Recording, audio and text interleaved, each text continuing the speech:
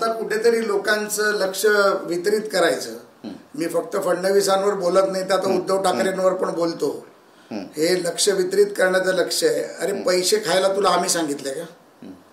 ज्यांनी तक्रार केली ती 2013चं प्रकरण आहे.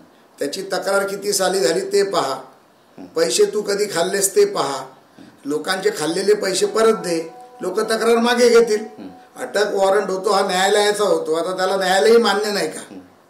तू काही टीका घेतलाय का? कोण निवडून यायचं आणि कोणाला पाडायचं त्याचं एवढी हिंमत आहे तर राजकारणात ये.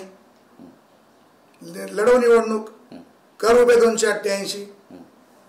छत्रपती शिवाजी महाराजांच्या पुतळ्याखाली बसून मी ह्याला पाडणार त्याला पाडणार तू काही ठेका घेतलायस का रे? माझं म्हणणं एकच आहे, जरांगे पाटलांनी त्यांचं आंदोलन सोडून इतर गोष्टीत लक्ष देऊ नये. भारतीय जनता पार्टी देवेंद्र फडणवीस या विषयामध्ये त्यांचा जो कल आहे तो सुपारी घेऊन सुपारी फोडण्याचा कल दिसतोय. आतापर्यंत कोणी मराठ्यांनी त्याला विचारलं नव्हतं मी पाडून टाकतो मी गाडून टाकतो याच भाषा त्यांनी केली. त्यामुळे आता त्याच्या रोज प्रश्नाचं रोज उत्तर आम्ही देऊ आणि रोज त्याला प्रश्न विचारू.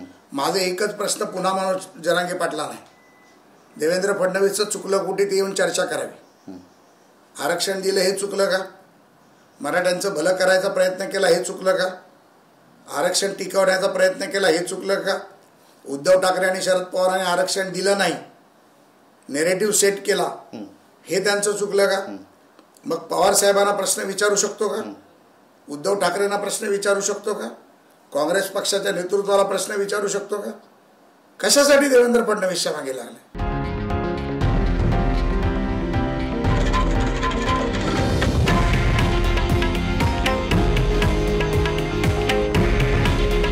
हे आहे देशातील नंबर 1 न्यूज नेटवर्क आणि आपण पाहत आहात TV9 मराठी. काळजी तुमची, हित महाराष्ट्राचं.